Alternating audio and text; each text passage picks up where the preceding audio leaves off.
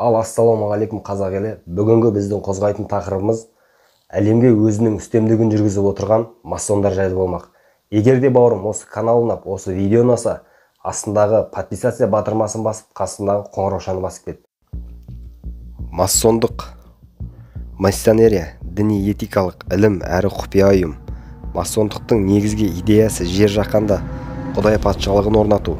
Нақты тарих бойынша масондық орден ретінде алғаш 1212 жылы Англиядағы франк масондар еркін тасқалаушылар тобының қайта жаңғырған ложасы өмірге келген.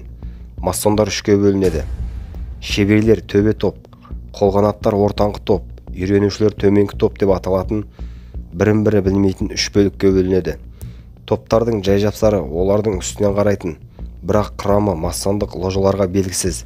Масондардың негізгі басқарушылары еврейлер. Олар ақшаға мұқтаж емес, оқыған 21 жасқа жеткен жастан бастап төменгі үшінші топқа қосады.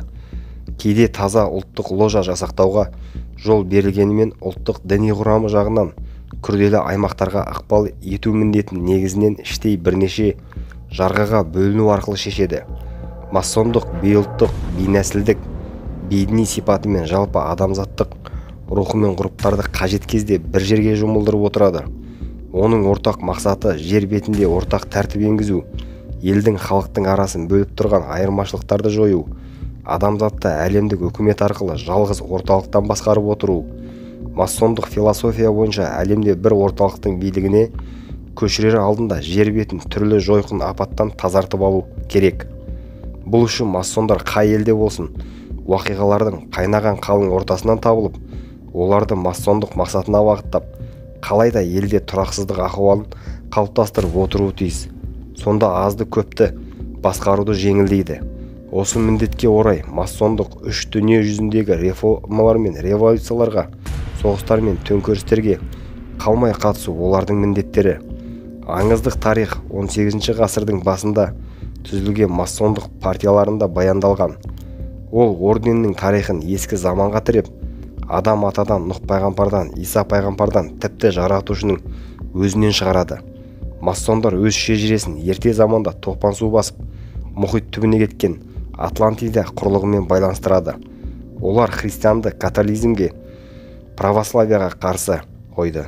Индуизмде Вишнаға, ал исламда Сунна мен Шияны бір-біріне қарсы қойған.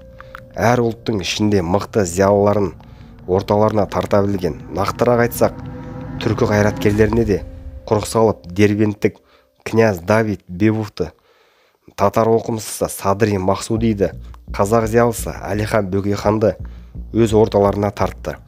Масондық қазіргі кезде әлемдік даму барысына үлкен ықпал жасап отырған күн.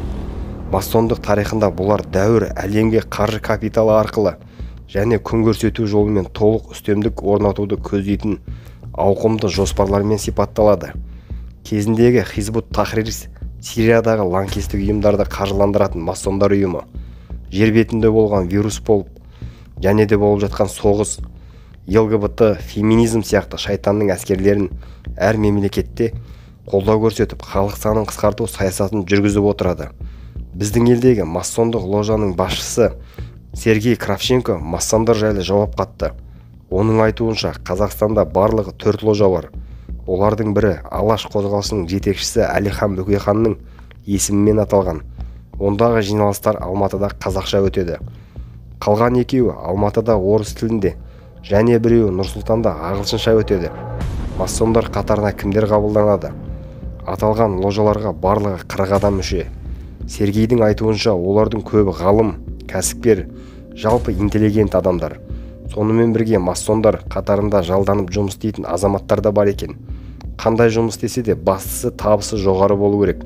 Қатаң іріктеу жасалады екен.